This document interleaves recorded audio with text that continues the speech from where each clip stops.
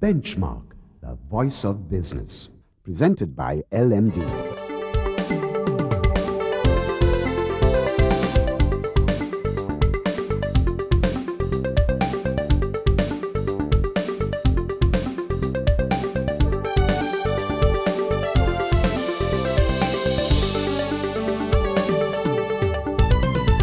On this edition of Benchmark, NR Gajendran, partner at Gajma & Company, is in the hot seat today to give us his views on the government's budget proposals for 2013.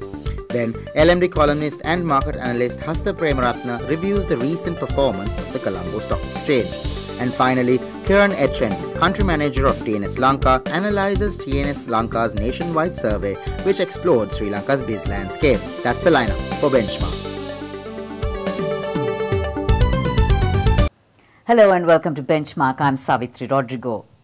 The reaction to President Mahinda Rajapaksa's budget proposals for 2013 have been somewhat mixed. While some dismissed it as being far too ambitious, there were others that gave it the nod of approval. For one, because it addressed the need to reduce poverty in Sri Lanka, and also for the encouragement that Budget 2013 gives to small businesses.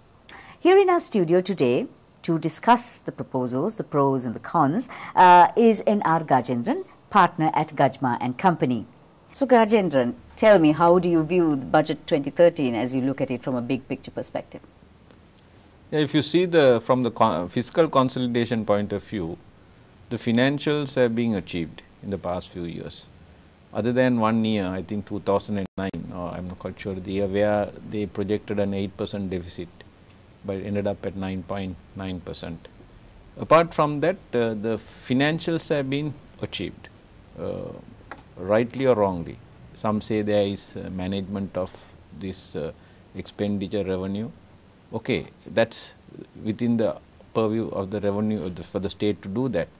But certainly going forward, if we are talking of the second wave of development and growth, after achieving $4,000 per capita income, there are challenges which are significant, like the revenue.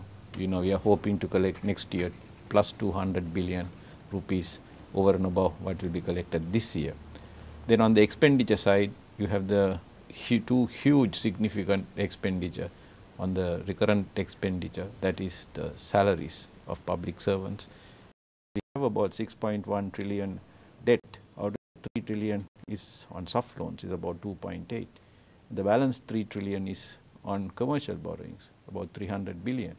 So significant debt servicing cost of over 8%. So if the debt is going to get shifted more towards commercial borrowing and not from soft borrowing, then we have to relook at the whole approach, methodology of raising debt. So these are the challenges, and I think if the state sooner or later has to focus on revenue account surplus, recurrent expenditure should be less than revenue. Once we achieve that, then we are on course. How do you view the barrage of protests by the opposition parties, including the main opposition party, saying amongst other things that this budget is for the rich and for a few, and that it cannot be sustained? If the opposition's duty is, to my mind, is that if the government is wrong, they must get it right. And if the government is right, they must make it better. I wouldn't know if they have said that, I wouldn't know what are the areas they are talking of as from the rich. But for the last few years, if you see this budget, how they have been presented, for the first time, there are heavy focus on SMEs, small and medium enterprises. Successive governments, I have been in this field for over 30 years, successive governments have never focused on SMEs, because SMEs are the backbone of this country. 70, 75%, 80% of the economy belongs to the micro, small, medium enterprises. So they have their challenges, but SMEs are the future for us. Our revenue forecasts are somewhat ambitious, and should they not be met, we will have no choice but to borrow more, and then we have to repay even more debt in the future. As it is, our interest debt repayments account for a quarter of the projected expenditure for next year, which is significant. What do you think? Revenue is a significant factor, because even this year we are short of revenue target, maybe 50-75 billion. So next year we are looking at a 200 billion plus. You know, if you see, even the government is restructuring the borrowing patterns. Whether they can sustain is a matter, but I think this is a masterpiece in the budget, where they are said that they are not going to borrow from external sources next year. Then they have said, the private sector, you come and start borrowing. So I think they will have to do this. Otherwise, when our component of commercial borrowing, debt component, it grows, it's going to grow. You know, if now is 50% of the total debt, the soft loans are only 50%. So the soft loan components are going to come down over a period of time. Because we are a middle income country. So we have to manage the debt, we have to manage the debt servicing, and we have to seek for revenue. Now, we don't see a revision in the tax-free thresholds under the pay system, which means that the bottom rung isn't quite being cushioned against an erosion of real disposable incomes. How do you view this? Yes, this bottom rung story is only for people, the fixed income earners in city and urban areas, town. Not in the people of villages. They are unaffected by all these things. True, one would have expected the tax-free threshold to have gone up, and it should have gone up. It went up to 500,000 rupees last year, and this year they would have expected that it should have gone up. My understanding is, if you lobby it, and if it is from a macro point of view, without any political favor, this state is looking at those proposals. Assuming that poverty will be a thing of the past within the next 3 years, as the President promises, are the writings saying, however, that not much or nothing is being done to expand the middle class, which will definitely be what that the lower rung people will be coming into if we are going to reduce poverty levels? And keeping in mind, of course, that we have to keep boosting spending and growth in the longer term. The middle class is going to be our strength. Moreover, we have a very younger population also, and for the future, if you are at a per capita income of $4,000, and this is going to bring about greater consumption, and with enhancement of wages, there will be income-led growth consumption, because what is saving the middle class or the lower middle class is the inward remittance of what is about $6 billion. And if you see the $6 billion inward remittance, and say 50% of the government salaries are going into the periphery, into the villages, rural area, and if we have 5 million household, 4 in a house, about 200,000 rupees per household, and that 200,000 rupees in the village, it's a lot of money. So the middle class or lower middle class in the villages, rural area, are not so affected by this inflation, interest rate, budget deficit. They are not affected at all. The government says, Gajendran, that it is going to bolster exports and reduce imports so that the trade deficit reflects our middle income country status in the longer term. However, introduction of import controls runs contrary to open market policy. This open market policy is all gone through the roof. The countries which has been promoting open market policy, free economy, freedom, any democracy is a question of between equality and freedom. You know, this open market policy comes from the concept of freedom, liberty. You know, you are allowed to do anything, you must live your life the way you want. If you are a consumer, you must get the best of goods at best of prices. Consumer is not king, consumer is God. Then you have the other side, the equality.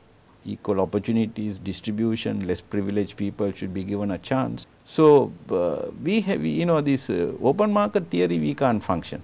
It has to be managed.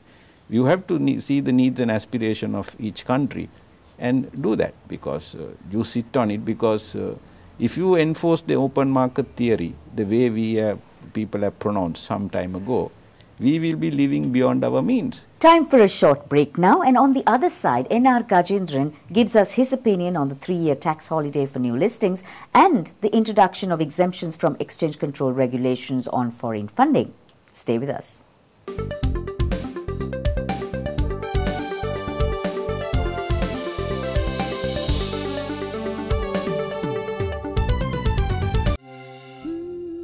So much of your life is spent taking care of others,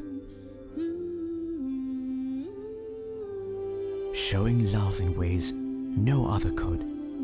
Now it's our turn to show you how much we care. Introducing Leasera from Mobitel, a special package for women with a free life insurance cover up to 500,000 rupees. Leasera, empowering women today for a secure tomorrow. Mobitel, we care always. If you're looking for a leasing company to make your wheels go round, with fast, friendly and hassle-free service, together with flexibility and the best interest rates in town, let us show you how we can make your world go round. People's Leasing Company. We're the #1 in leasing because pleasing people is our #1 priority. Welcome back to the show. We now continue our discussion on the budget proposals with the partner of Gajendran Company, NR Gajendran. Gajendran, let's get to the BOURSE.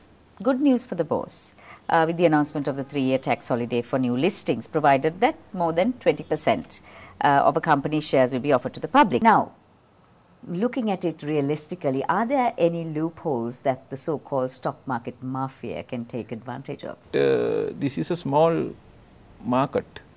Why people feel that few people can control the market, it is because it's a small market. Few people can manage this thing, and sometimes the retail traders have been affected because of these issues. I think sooner or later, I feel on short-term capital gains, short-term gains on stock market, some income tax has to come in. With that coming in, all these things will level off. Even if someone is making short-term gain at the expense of others, they must pay that tax. So the state gets it and they can look after the way they want to put that money into effect, even to look after the small traders who are losing money. So how do you view the rationale behind the introduction of exemptions from exchange control regulations for those, presumably big business, who seek foreign funding and borrowings? What are the pros and the cons? If I'm right, there's a ceiling of $10 million for the next 3 years for this. As I mentioned earlier, this is one way where the government is restructuring their balance sheet. They are removing the exchange control restrictions for companies to borrow, for the banks to borrow. In that sense, the foreign debt component of the state gets shifted to corporations and the private sector, which is a progressive way of looking at it. And I think sooner or later we must go to almost near free exchange control. If we want to project this country as an international financial center, if you want to project these countries where international, multinational, transnational companies want to have their headquarters here. So we have opportunities on that. So this may be the first step, and I think we will have to look at it if we can maintain there is a fear there will be a flight of money if you open up the exchange. I don't think that we have grown and we are a more mature state now. We should go gradually, sooner than later, to a free exchange situation. Now, it is widely acknowledged that unprecedented steps were taken in the past 2 years to streamline the tax system and the administration. However, we are still lumbered with something like 20 taxes and levies that people that is in the system nowadays. But there seems to have been a pause this year in that introduction of easing out the process, and no new measures have really been introduced. Why is this? No, I think the tax system has been simplified to a great extent. If you are an individual, if you have a salary income, if you have an interest income or dividend income, you don't need to have a file. A lot of files are getting closed up. The policy is to simplify. My question is whether the administration can run pace with the policy is my concern. So there are few things the administration can do. even to improve the business ranking, which we are at 80 doing business, and the country wants to be 30 in 3 years' time. There are a few things it can do. One is to simplify opening VAT files. It's very difficult to open a VAT file.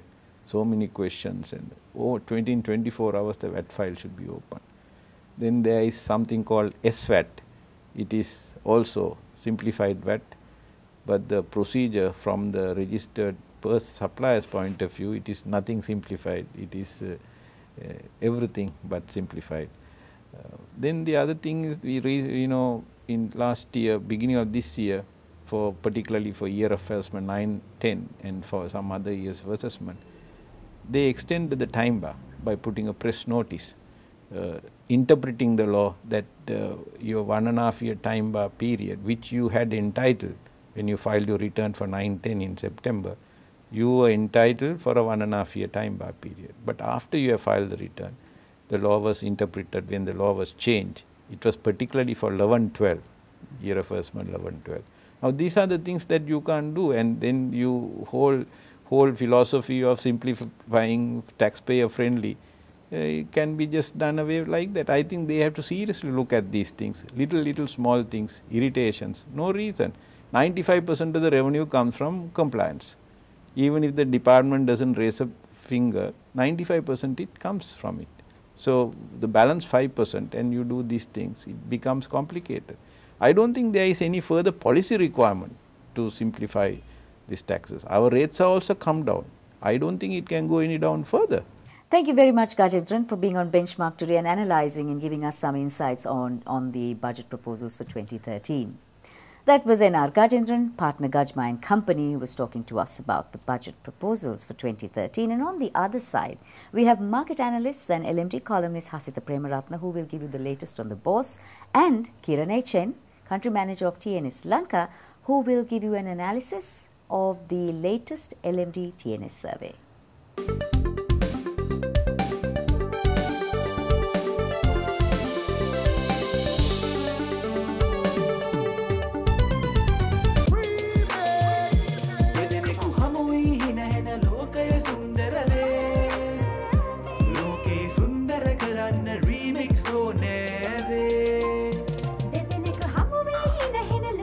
Remix the way you connect with the new Mobitel Remix. Enjoy free M2M voice minutes, SMS data, VAS minutes and 50% discounts on excess data and 3 fabulous add-on prepaid packages. Dial #649# to activate. Mobitel, we care always. If you're looking for a leasing company to make your wheels go round, with fast, friendly and hassle-free service, together with flexibility and the best interest rates in town, let us show you how we can make your world go round. People's Leasing Company. We're the #1 in leasing because pleasing people is our #1 priority.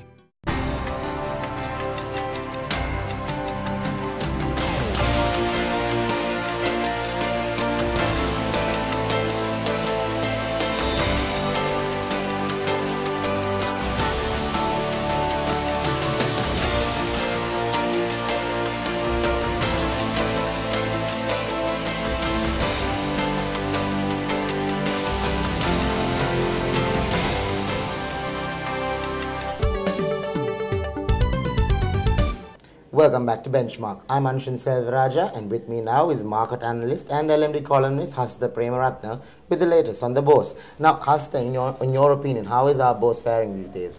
Yeah, I think after reaching the 6,000 mark last month, or rather, early last month, market has kind of got into a profit-taking correction mode, because obviously when the index pushed about 20% within a very short period of time, people wanted to take profits, and there was a technical correction that was anyway due, and it had come down to about 5,500 point level. And I think what we see right now is that the market is settling down at in that range, and has got re-rated from maybe around 4,900, 4,800 range, which it used to be about a couple of months back. And now with the re-rating, I think again market has got kind of stuck around the mid 5,000, 6,000 range, and looks like it's going to stay there for a little while, given that the current fundamentals when it comes to the economic side as well as from the corporate side appear to be stabilizing and kind of stagnating. So as a result, we may not see a major upside movement in the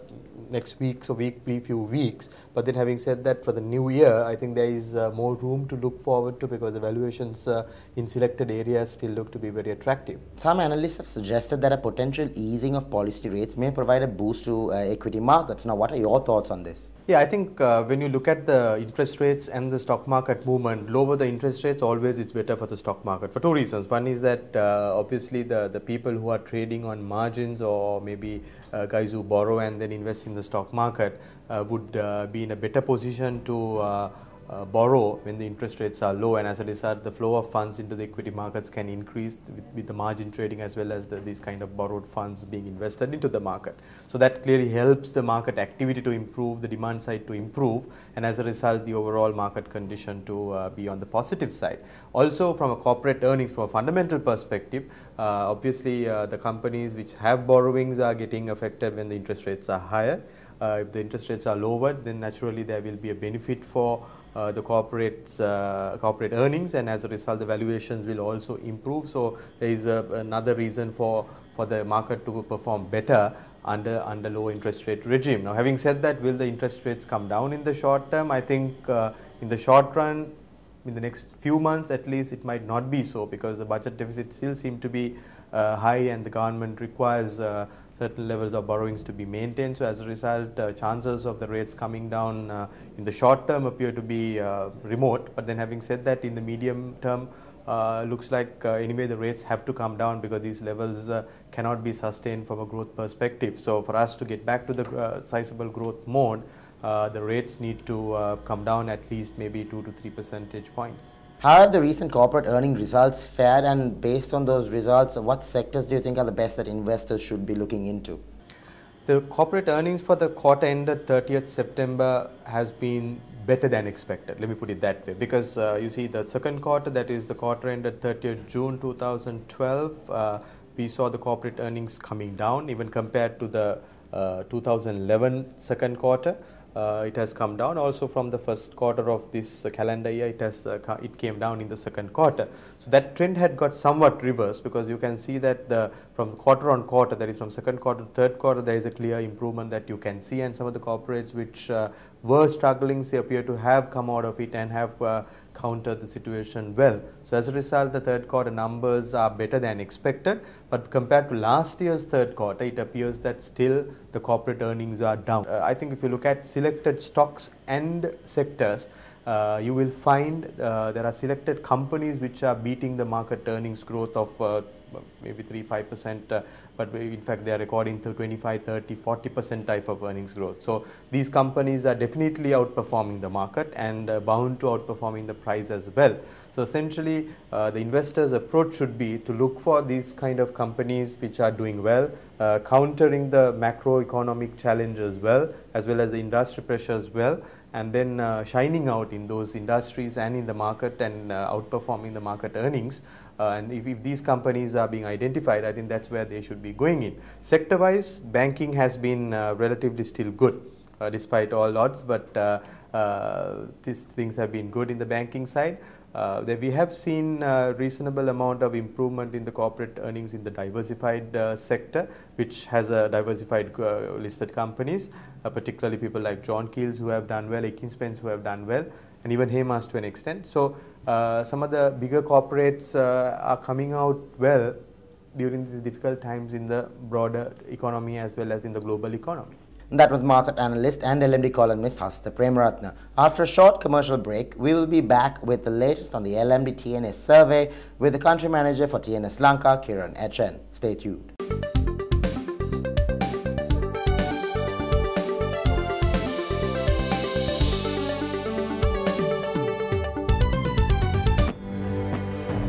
The prepaid broadband offer of the year. Now with every new connection, get free data up to 8 GB and 6 months validity for just 2012 rupees. Mobitel, we care always. If you're looking for a leasing company to make your wheels go round, with fast, friendly and hassle-free service. Together with flexibility and the best interest rates in town. Let us show you how we can make your world go round. People's Leasing Company. We're the #1 in leasing because pleasing people is our #1 priority. The prepaid broadband offer of the year. Now with every new connection, get free data up to 8 GB and 6 months validity for just 2012 rupees. Mobitel, we care always.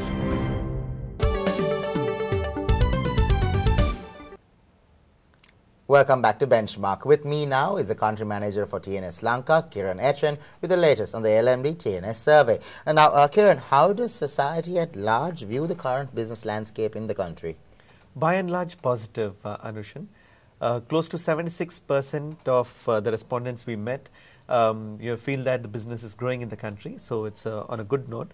The only concern is that with the post-war sentiments, it should have been, oh yes, it's definitely growing. But there's a very small minority who believe so strongly about the growing business scenario. 60% plus actually, I think, yes, agree to some extent.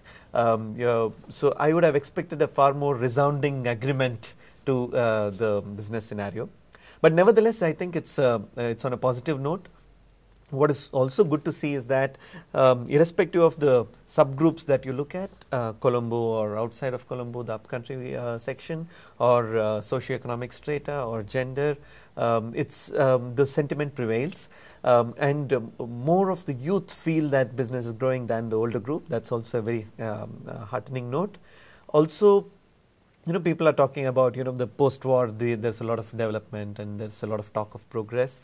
There are more opportunities coming by nowadays. The technology seems to be a big indicator of, of how the private sector is doing. There's a lot more technology available to us. So all in all, I think it's a progressive note. What do they have to say about the private sector rewarding hard work? Were they full of support for the private sector, or did they argue otherwise? I think this again is on a positive note.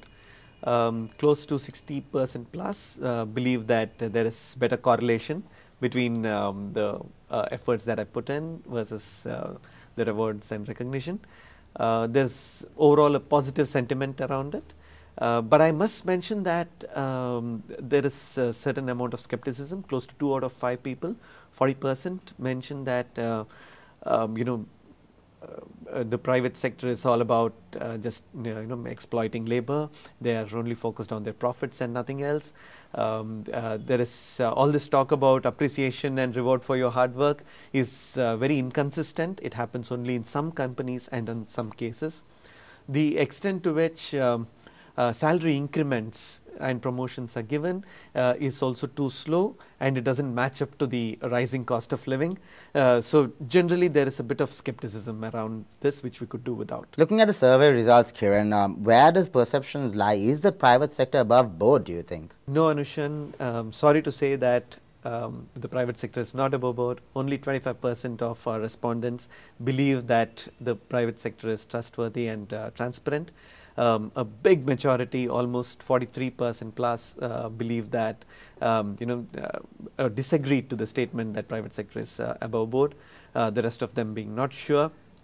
And most of these people are coming from outside of Colombo, from upcountry towns. So this is very, very telling of the perception of private sector in the country. Now, the reasons for this are many. So I talked about about how the perception is that you just can't expect them to be transparent. They are only focused on making profits and exploitation of labor. People also believe that the business community is just not united. They do not contribute cohesively to the development of the country.